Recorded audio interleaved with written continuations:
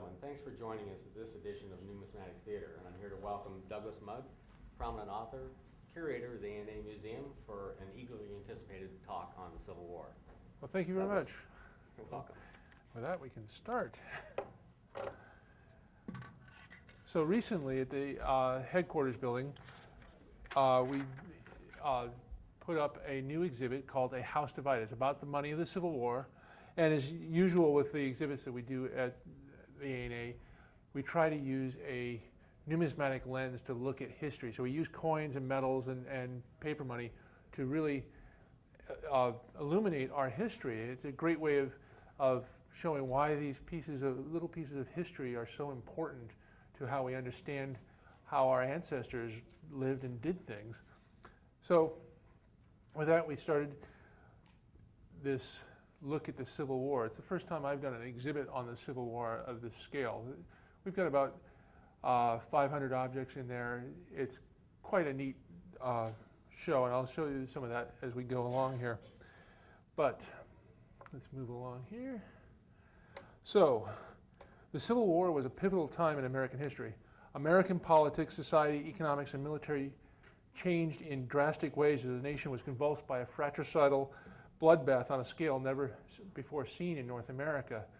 As many of us know, our great-grandfathers, great-great-grandfathers were involved in this war, and many of them died. More people died in the Civil War than in fact, all of the other wars that America has been involved in put together. So this was a major event. The numismatic history of the period is equally dramatic as the nation moved from a laissez-faire monetary system based on bullion coinage and state-backed, privately issued paper currency to a centrally controlled system based on paper money issued by the federally regulated national banks supplemented by federal paper currency. Today we don't have the national bank system as far as national banknotes, but we still have federally issued paper currency. This changeover was required by the need to pay and equip the huge armies that were needed to fight the war on both sides. Both North and South issued huge amounts of paper money to pay for the war, the first mass issues of government-backed currency in the U.S. since the War of 1812. For the Confederate states, the problem was more acute than it was in the North. None of the states rich in gold or silver had joined the Confederacy. That's a big problem. Remember, this is back at a time when real money was gold or silver. If it wasn't made out of a bullion metal, it wasn't real money. Paper money wasn't accepted the way it is today. Paper money was looked at as a substitute at best. So a $10 bill, why is it worth $10? Well, the government says it is. But the note itself was worth a few cents, if that. So people were very untrusting of that kind of thing. They'd seen what had happened in the Civil War, the Revolutionary War, where you had continental dollars that had been issued, and those weren't redeemed for 40 years. And when they were redeemed at 1 cent on the dollar. Nobody wanted to go through that again, so paper money didn't have a good reputation. But the Civil War forced the government into a position on both North and South to issue paper money. The Southern economy was almost exclusively based on cash crop agriculture, leaving the Confederacy highly dependent on trade to obtain money to purchase the manufactured goods it needed to fight the Civil War. So they were in a worse situation where you had the North, which at least had factories and other means of production so they could produce their own weapons, produce the things needed for the war, whereas the South really didn't have much in the way of production capacity. There were some factories and some means of producing clothing and other things, but most of what they had economically was based on growing cotton, growing sugar to some extent, and in slaves. And the problem with slaves or cash crops is your money is all locked into commodities. If you can't find a trading partner someplace to get the cotton to, you can't make any money. And if you sell your slaves, you can't produce any more money. So everything's locked into the production.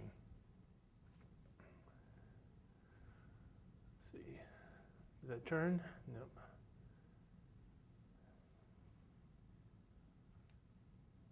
Okay, there it is. Financing a war has always presented problems for governments. The stress of feeding, paying, equipping, and housing soldiers presents challenges well beyond the normal capacity of authorities to handle. This is especially true of civil wars. All of a sudden, you're raising two different armies from the same resources that normally you'd raise one army. Individuals are forced to decide where their loyalties lie, and their decisions can be critical to the success of one side or another in the conflict. Both the federal and the new Confederate governments realized that extraordinary efforts would have to be made in order to raise funds to support the armies they needed after it became clear that the war would not end quickly. For those of you who have studied Civil War history, you know that the first set of volunteers that were called up to serve in the war were called up for 75 days. And you had situations where these guys were being called up for very short periods of time because everybody was sure the war would be over quickly. Nobody envisioned having a bloodbath like what happened. The federal financial system before the Civil War was in its infancy, but the northern states were well endowed with banks and experienced large-scale financiers, as well as an established treasury and tariff system. This was in stark contrast to the southern states, which did have banks and financiers, but not on the same scale, a situation that was mirrored in the field of industry. So we go on to Union finances. So the North entered the Civil War with several institutional advantages over the South, including an established treasury and tariff structure and a well-developed industrial sector. Customs duties and tariffs, the major revenue sources of the pre-war federal government, amounted only to about $75 million annually, a tiny portion of the amount needed for the war, which grew to over $2 million per day in the later stages by 1864, 1865. So that's a lot of money back then. It sounds like a lot of money today even. Well, okay, a few months ago it sounded like a lot of money. You know, today we go in the trillions, it's not a big deal.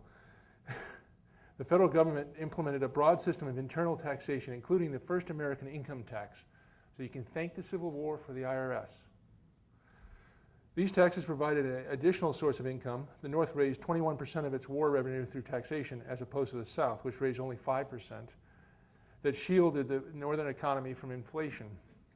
Despite an additional $150 million in greenback issues, the northern inflation rate reached only 80%, comparable with the domestic rates experienced in World Wars I and World War II for the government. So they actually did a pretty good job, especially when you consider that up until that time, the American government had never had any experience dealing with this kind of scale of operation. The revolution had been handled in a piecemeal way. There wasn't really a government in place in the full sense of the word. There was this Continental Congress and then individual states, it was unclear what their relationship to each other would be. Taxes were placed on almost everything, including liquor, tobacco, playing cards, carriages, yachts, billiard tables, jewelry, patent medicines, and newspaper advertisements. Interesting thought when you consider that only 80 years before they'd had a little thing called the Boston Tea Party over the same issue. Of course, at this point, you could argue they did have a direct vote, so everybody agreed to it even if they weren't that happy. The income tax was a flat 3% tax on annual incomes over $800. Wow, that's a different thought. 3%, that's a lot of money to people back then, but wouldn't that be nice if we had a 3% flat tax? Which exempted most wage earners starting in 1862. The Internal Revenue Act of 1862 expanded the earlier act while adding graduations. It imposed a 3% rate on the incomes between $600 and $10,000 a year, and a 5% rate on those over $10,000. The cost of the war forced further tax increases in 1864 to a maximum of 10% for the highest incomes. By today's standards, that's still a bargain. We'd love to have a 10% tax across the board. I would. Eventually, contributing $61 million to the war effort in 1865. So that was a lot of money when you consider how much the war did cost. They managed to raise quite a bit. especially in a nation that wasn't used to having taxation. At the start of the Civil War, the U.S. for a more modern society had the lowest tax rate by far. Americans were very undertaxed, if you want to put it that way. To administer these new taxes, the Internal Revenue Act also created the Bureau of Internal Revenue. In contrast to the Confederacy, which was only able to raise 35% of its war costs through loans, the Union raised over 65% of its revenue through war bonds. Philadelphia banker Jay Cooke was chosen to head the war bonds effort for the North. Cooke developed a sophisticated propaganda campaign to market the bonds to the middle classes, pioneering techniques that would be used to fund modern wars. Patriotic newspaper advertisements and an army of 2,500 agents persuaded almost 1 million Northerners to invest in the war effort, raising over $3 billion. An amazing sum at the time. It's comparable to our $1 trillion today in just sheer amounts and how big the number seems.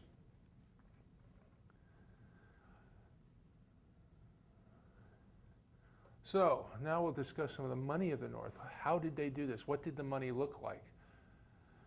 Well, before the Civil War, American money essentially came in two forms. Coinage, hard cash, produced by the federal government. So the federal government produced coins in gold, silver, and copper, and privately issued paper money, known today as obsolete notes. This is the money that was produced under state charters by banks, state-chartered banks, and companies that were under state charters as well. This money was basically used to finance most of the economic growth of the United States in our first 70, 80 years, but it had a serious limitation. Essentially, the money was only good within a certain radius of the bank that issued it, because if you were over 20 miles away, say, from the bank that issued the note, how did you know that that bank was still in business? How would you redeem the note? So businessmen were reluctant to take a note. And 20 miles back in those days, that's a day's horseback ride.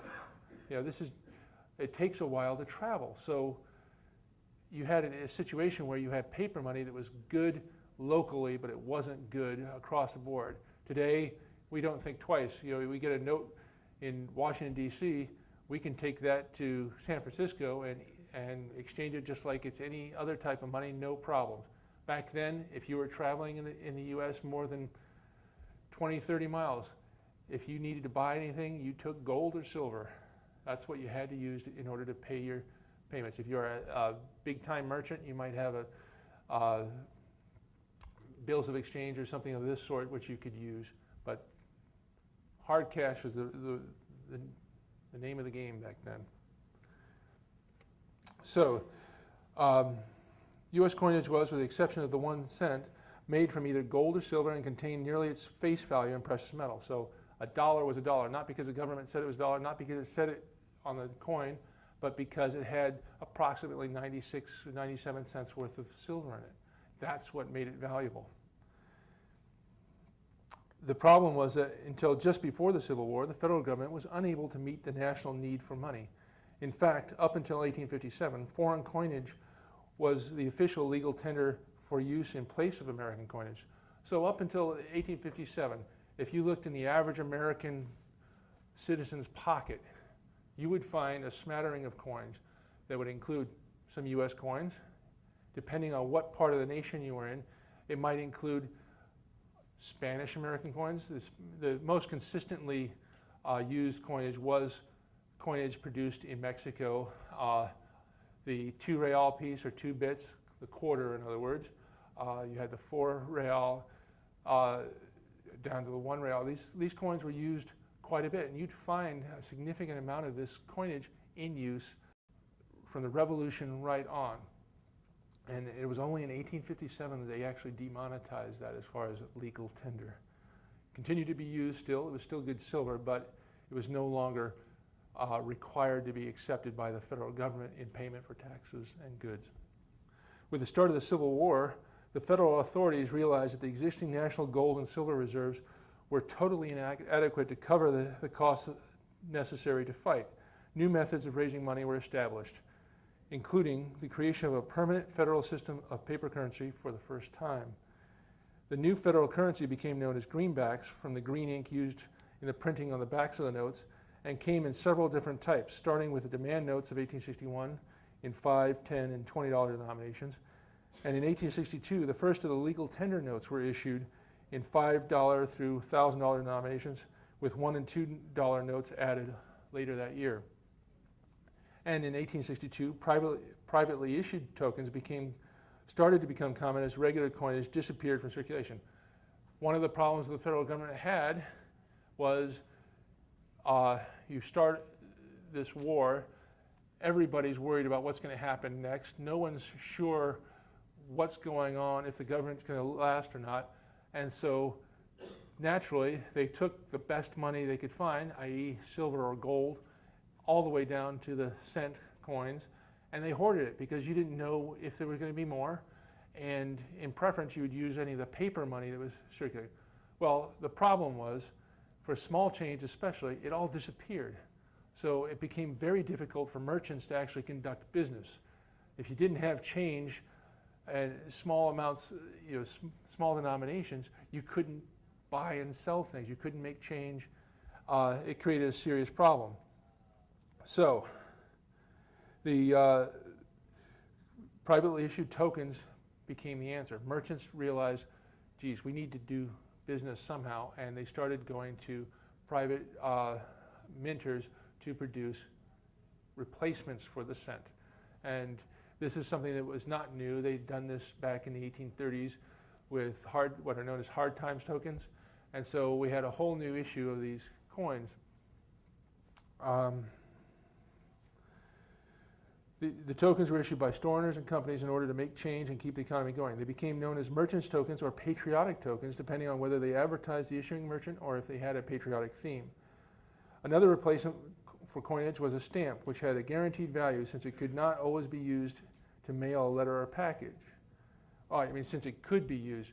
So it made a lot of sense. If you had a 1 cent stamp, you could trade that because you knew it was worth 1 cent, and if you put on a letter, it would be usable just as if it was it's always a cent, and it didn't matter if you traded it with somebody else. So people started trading their stamps because they had a value and it was accepted. And as time went on, stamps became so popular as change that enterprising merchants began to encase their stamps in brass holders that provided protection from wear, as well as advertising space for the merchant. As usual, American entrepreneurs came up with a way to make the best of the situation, and then you see lots of these encased postage stamps with advertisements for Ayers sarsaparilla, for example, things like this. Demand for stamps as change forced the U.S. Treasury to issue fractional currency in 3, 5, 10, 25, and 50 cent denominations using designs imitated from stamps at first. Fractional currency was issued until 1878, when coin supply was finally restored to pre-war levels.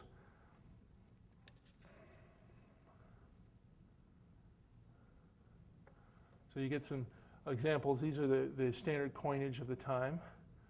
You've got the gold double eagle.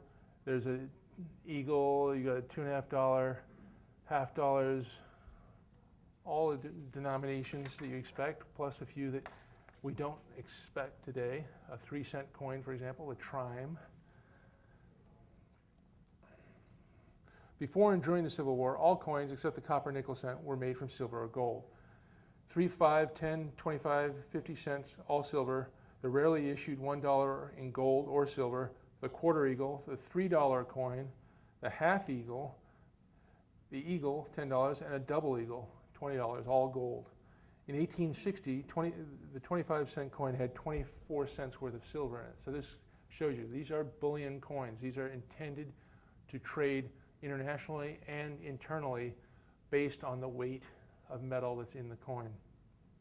In late 1861, the U.S. government suspended specie, i.e. gold or silver coin payments, for its obligations using greenbacks instead. This created a big problem. People didn't accept paper money, as I'd said before, easily. They didn't trust it as much. But what could you do? The government had stopped payment and people were forced to accept the greenbacks. This caused the precious metals market to rise sharply. We've seen that recently, I think, which caused coins to vanish from circulation, including the copper nickel Indian cent. When the new greenbacks dropped below 96 cents in value in May 1862, even those few coins still in circulation disappeared as the silver coins were worth more than their face value and people hoarded their coins, forcing the introduction of tokens by businesses and merchants in order to keep the commerce going. That's what I was saying earlier.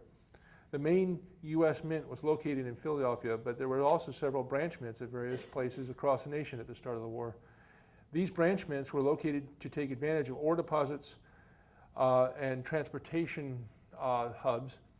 Thus, there were mints at Dahlonega, Georgia, which had gold, Charlotte, North Carolina, which also had gold, and San Francisco, California, near the gold fields, and New Orleans, Louisiana, at the trade hub for the southwestern states and all those along the Mississippi. Of these, 3 were in Confederate territory and would cease to operate as U.S. mints, but only the New Orleans Mint would be opened again, and that only in 1879. So essentially the Civil War ended an era for a lot of the mints that we'd had before.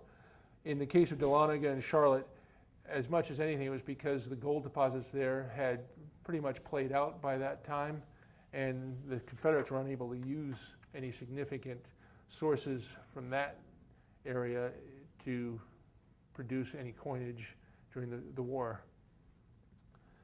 Okay. So the first greenbacks were issued in mid-1861 by the federal government. Here's an example of the type, $5 note, very pretty. The engraving is high quality work. This is done by the American Banknote Company. Not yet, the BEP had not yet swung into full operation. That would be a few years later. And these are an example of what the government was using to pay for domestic war material. The new federal currency came in several different types, starting with the demand notes of 1861. And in 1862, the first of the legal tender notes were issued in $5 through $1,000 denominations. Well, that's a compound interest note. Greenbacks became the backbone of the domestic economy during the war years and were highly successful, at least compared with Confederate currency, despite some depreciation. What made the greenbacks work was their convertibility into U.S. bonds, which paid interest in gold, thus making it very lucrative for investors to buy bonds with depreciated greenbacks at face value. So this is a deal where you could take this dollar note that might only be worth 96 cents or later 80 cents and even less at the worst points in the war, and you could buy a bond at the face value for the note, and the interest on that bond would be paid in gold. So it was a very good way to actually invest. It was a great idea because it meant that the greenbacks always had backing and there was always a demand for them. So the government could count on being able to use greenbacks to buy things without their losing their value completely. And it was very successful. By the end of the war, they were still worth 80 cents. They'd risen a little bit from their low, but 80 cents on the dollar was a great deal considering all it took was the ink and paper to print them as opposed to trying to issue bullion coinage. As the need for currency mounted, the Legal Tender Act of February 1862 authorized the issue of $150 million in United States notes, also known as legal tender notes, to replace demand notes. Legal tender notes were issued in denominations ranging from $1 to $10,000. Interest-bearing notes were also issued from 1861 through 1865 as an encouragement for people to hold the notes, which helped finance the final years of the Civil War. This is the note such as this, a compound interest note. This actually accrued interest. So if you kept it for a certain amount of time and you redeemed it, or you would actually earn interest on that note. It was a great way, it was almost like a bond in a certain way, but it could be used in exchange. You have another example, a $2 note. And at the end of the period, we have the national banking system. And the idea here was, previous to the Civil War, all the paper money that had been issued in the United States, other than for emergency issues, was issued by banks or companies that were chartered by the individual states. States were not allowed to issue their own money. Well, in order to raise more money, because even after all these changes and introduction of new systems, they figured out that they needed to raise even more cash, and one way of doing that was to create the national banking system. This was designed to replace the older system with banks that were essentially chartered nationally, federally chartered, and they were guaranteed to some extent by the federal government, because in order to issue notes on their own, they had to become part of the system and they had to buy government bonds. So it was a great system from the federal standpoint because they guaranteed the sale of bonds, and it created a system for the first time of notes that were issued by individual banks based on their deposits in U.S. bonds, and these notes were much more reliable than the previous system. People knew that, hey, if these guys issued banknotes, they had to have, federal support in the sense that they owned real assets, and so this money was acceptable and was able to be used around the nation for the first time. So, of the system that was introduced in that period, although demand notes were no longer printed after 1862, the interesting thing is that all of these federal issues are still legal tender today. They're still valid today. Of course, you'd be nuts if you used a $10 demand note from 1862 and tried to spend it. It's worth a lot more than that, even if it's in terrible condition. It's worth a lot more than its face value.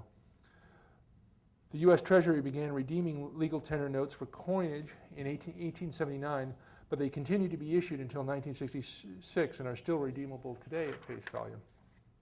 Now we'll go on to the Confederate financial system. The pre-war South enjoyed one of the lightest tax burdens of all contemporary societies. Only local or state governments assessed taxes.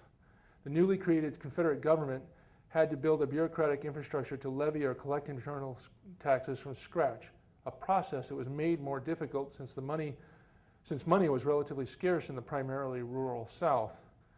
Land and slaves comprised most of the Southern capital.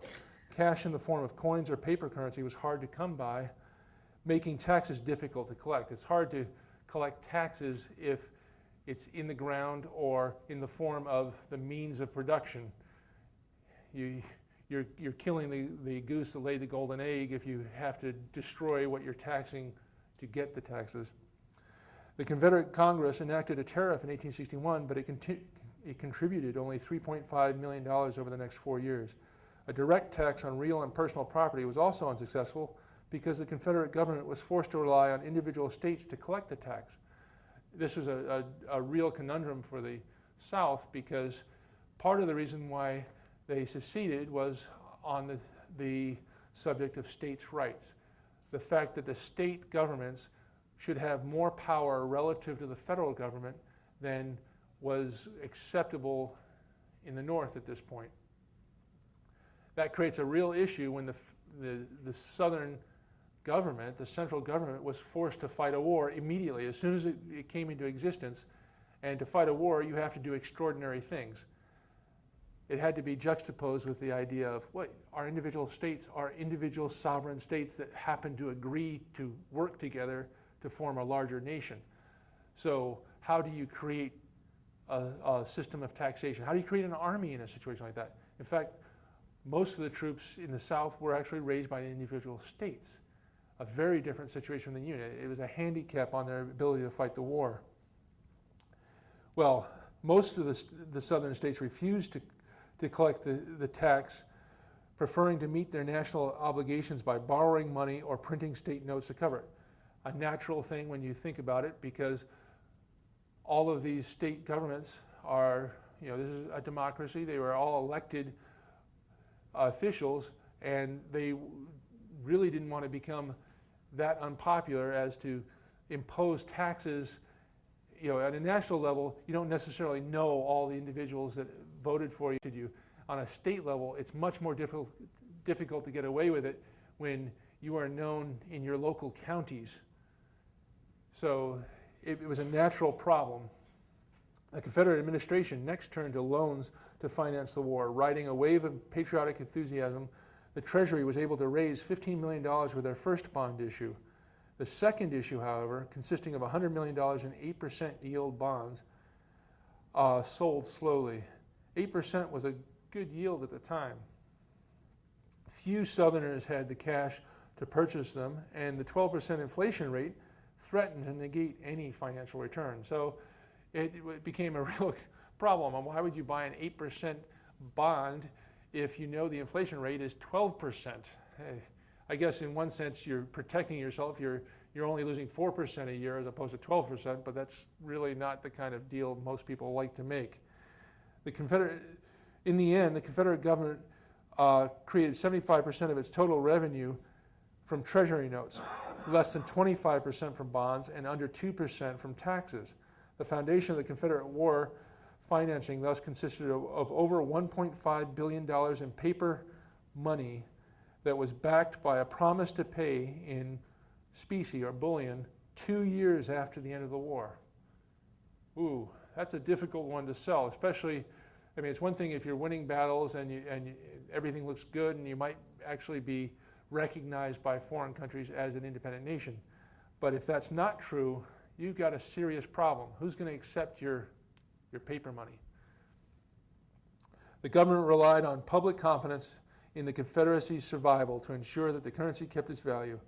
After 1861, the notes began depreciating before the ink had a chance to dry. Poorly printed and easily counterfeited state, county, and city notes also circulated widely, making matters worse. The result was hyperinflation that reached 9,000% by the war's end.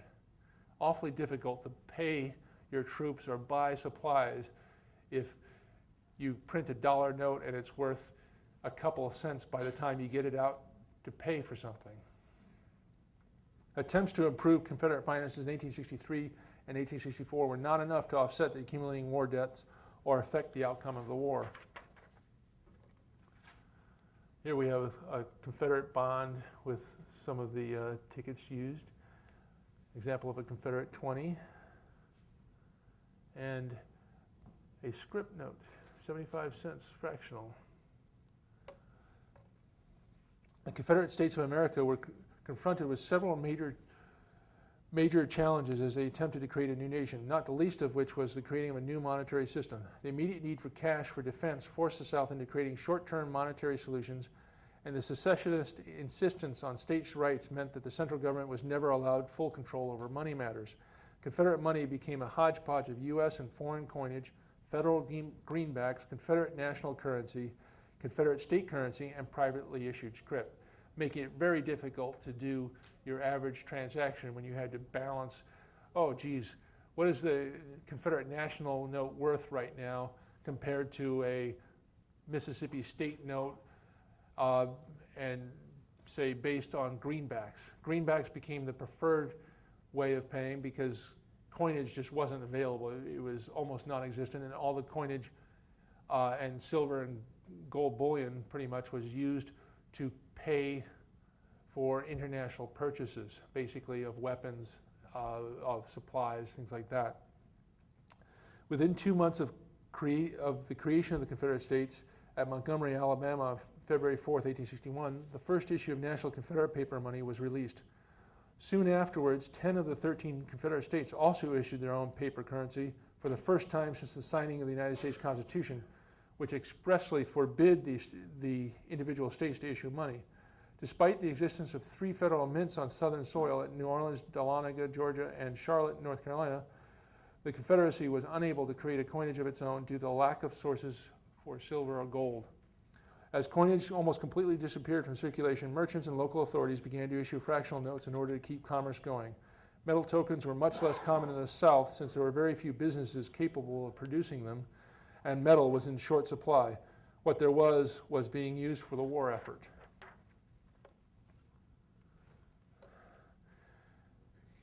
The area of the United States west of the Mississippi before the Civil War was largely a frontier. With the exception of a few states in the southern portion of the country and California, the region was only very loosely organized and lightly populated. The region was also tremendously rich in natural resources, from the gold of California to the recently discovered gold and silver of Colorado and Nevada. Texas, Louisiana, Arkansas, and California had well-developed economies and produced money of their own during the war in the form of scrip or state-issued currency. California had its own federal mint, as did Louisiana, that continued operations throughout the war and provided much of the U.S. coinage used in the West during the war years. This is San Francisco, obviously, as well as shipping gold eastwards to help offset the Union war expenses.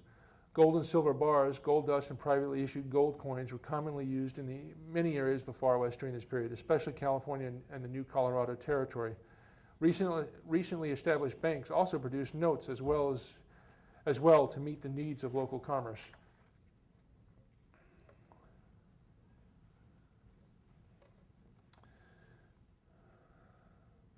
The outbreak of the Civil War led to the creation of the most extensive series of tokens in U.S. history. Gold and silver were hoarded almost immediately, and by 1862, the only coinage in circulation was the copper nickel cent, and those were scarce. The first attempt at substitutes was the postage stamps, which we've already talked about a little bit. These did not last long in circulation, so merchants began to encase them in clear envelopes or in small metal capsules with mica covers through which the stamps could be seen. Fractional paper currency in cent denominations was the next expedient. The problem was that people still wanted the feel of metal in their hands. Metal, in their minds, was real money. Tokens began to appear as early as 1860. Copper tokens of the same diameter as the small cent, but thinner, were issued in large numbers as a substitute currency. Merchant tokens advertised the merchants who issued them and their wares and saw a very wide circulation. In 1863 and 1864, a flood of these tokens were produced in response to the public need for small change. Over 25 million pieces were produced. So many were issued that Congress passed 2 acts to outlaw them in order to protect federally issued cents. The mint was even forced to alter the thickness and composition of the small cent in 1864 to match these tokens. The federal government outlawed the private production of any form of substitute money in 1864, basically because this had become such a big business. It was in real competition with federal money, and it created serious problems in trying to balance the war debt. Sutler tokens are similar to store cards. This is another area. Sutlers were merchants who followed the armies, and it was very necessary at the time because though the federal government and the Confederate government attempted to supply the basic needs of the soldiers, i.e. their uniforms, their clothing, their ammunition, weapons, and basic food rations, there were a lot of things that the soldiers still needed and would have to get somehow. So enterprising merchants would actually follow the armies or be stationed at the various camps where the armies were trained or formed for sending out into the field. Now, what would happen is these sutlers in the more controlled situations would actually be licensed either by units in the army or by the army officials, and it created a situation where there was a lot of graft, a lot of corruption, as officers would make deals with sutlers so they would get a certain percentage of the money that was charged the soldiers for combs, toothpaste, various things that they needed, small items, all the way up to rings and cards, things like this. Rather than listing the name of a private business, however, these tokens bore the name of a particular army unit, usually a regiment, and the name of the sutler that was licensed to do business with the regiment.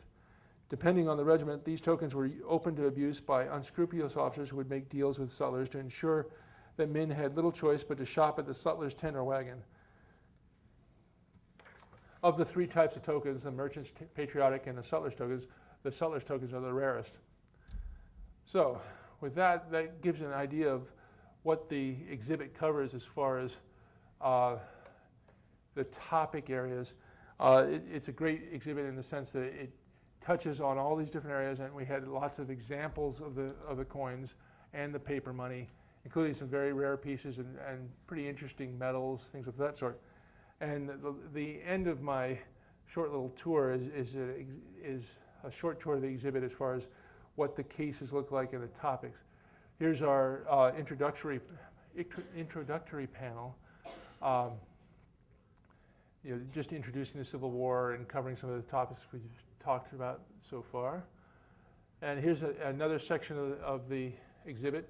We have a reproduction of a Civil War medical tent, and we use that as a way of displaying some of the coins, and we have a cot in the back and a chair and some other things. It's sort of fun. People like to go in there and sort of get a feel of what a tent of the time looked like and would have been like to be inside. And we have cases around. You can see the Sutler token case, our Grand Army of the Republic. After the Civil War, the Northern veterans formed various associations, sort of like Veterans of Foreign Wars, and eventually the Grand Army of the Republic was formed, which was a unification of all of the Union veterans, and became a very powerful political force right through the 1890s into the early 1900s.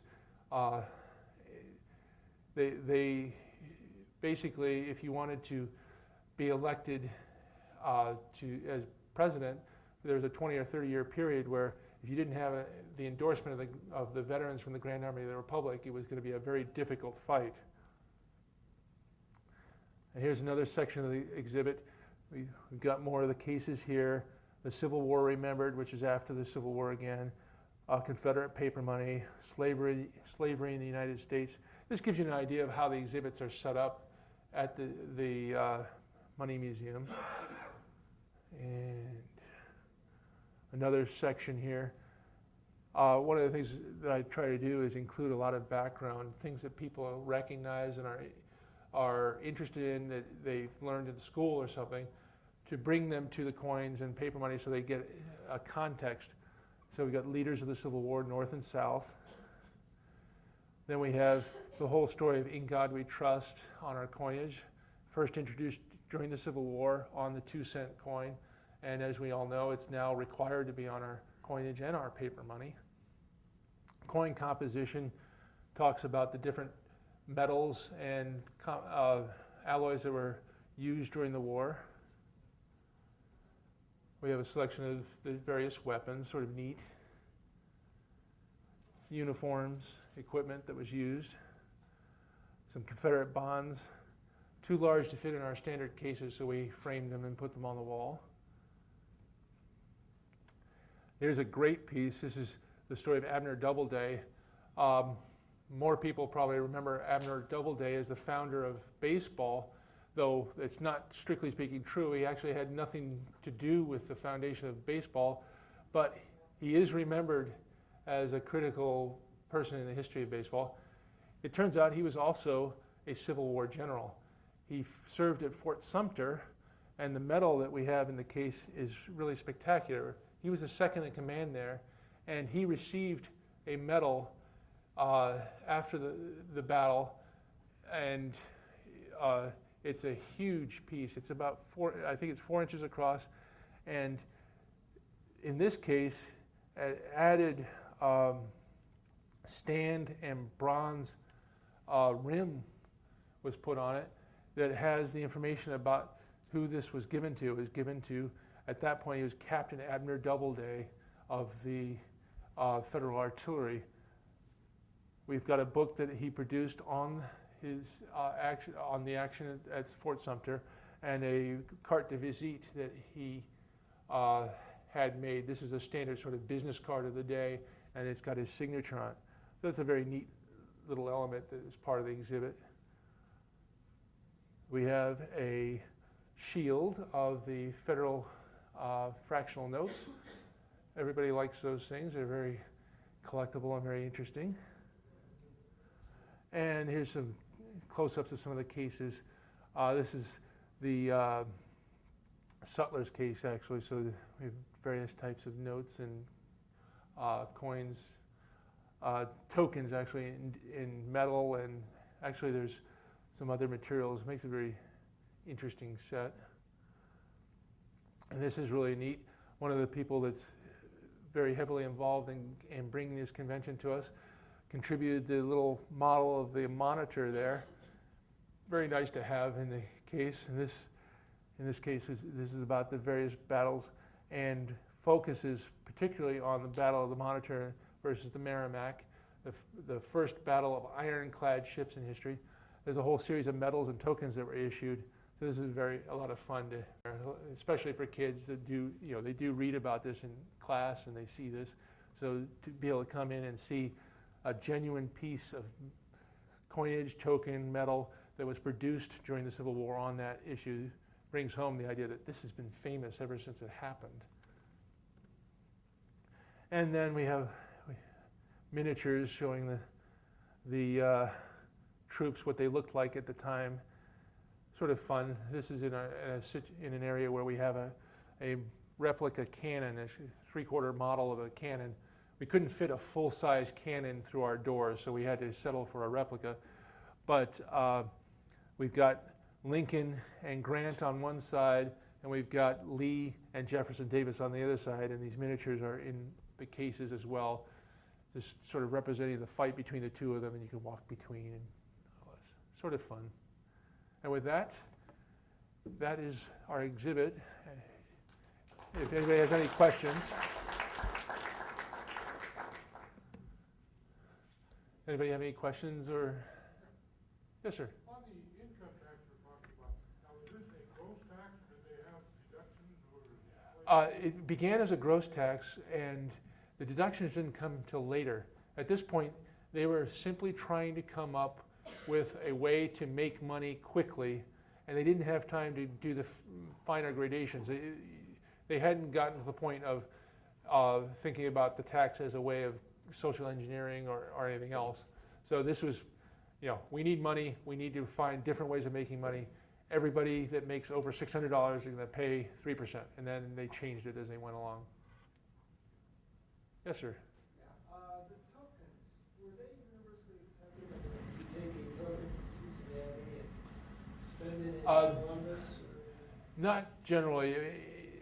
They were accepted fairly widely, simply out of necessity, but there were problems, and people would be more reluctant if you had a token from 100 miles away. Okay, if you have to, they'd take it, but they probably would discount it. Something that was done previously with the state chartered notes, the obsolete notes. If you were 20 miles away, there was sections in the newspaper where you'd have a listing of the notes, sort of like the stock listings today in the newspaper, and it would list the major notes that you would see in a particular town or city, and for the ones that were further away, give you a standard discount. Oh, well, for this bank, it'll be 80 cents on the dollar. Was it any different with patriotic? They don't have the merchant's name and all that. I suspect they were accepted generally over large areas, simply because they're not associated with any single area. Now, one of the biggest problems was that whole idea of redemption. It had become common for streetcars and other sort of public services to accept these tokens in payment. The problem being that at one point, one of the major issuers of tokens refused to redeem them, and several streetcar companies were put in a real bind to the tune of many thousands of dollars, and it became a federal court case, and that's what in the end put the seal on stopping the issue of these tokens. Yes, sir. Yes. You had a small display of the GAR, Grand Harbor. Yes. You noted how powerful it was. It was extremely powerful. Do you have a comparable thing for the United Confederate Veterans? Because they were the Southern group. They're not as well established, but they were that opposite. We do have a case that covers that. Now, they weren't nearly as powerful. I mean, they were the losers during the war, but they did issue some badges and other things. They did form an umbrella organization to cover all the Confederate veterans, but it was later. It wasn't until the later 1870s that they created the umbrella organization, and in part it's partly to do with what the basis of the Confederacy was. It was based on states' rights, the idea of individual states being more important than the central government. And so the veterans organizations tended to follow state lines. So they were the the Confederate veterans of Mississippi, the Confederate veterans of Missouri, and it took a while for them to coalesce. It was very tough for them to have any political power, though, as the losers during the war. And so they ended up, by the 1890s, when the memory of the war was fading a little bit, they ended up having some more political power in the South, particularly, but they had to be understated in whatever actions they took, because the federal authorities would have taken it very badly. Yes? Was there any numismatic impact on foreign governments? For example, France's conquest of Mexico, do people relate that to the Civil War? Absolutely. If the Civil War hadn't occurred, the French would not have even considered it to be a possibility. I mean, we've got the Monroe Doctrine, which had been in place. Basically, the idea being that North and South America are off limits to European nations because we, the United States, are protecting our neighbors from their encroachments, regardless of whether we were considered to be encroachers ourselves, colonial power or whatever. But yeah, it made a huge difference.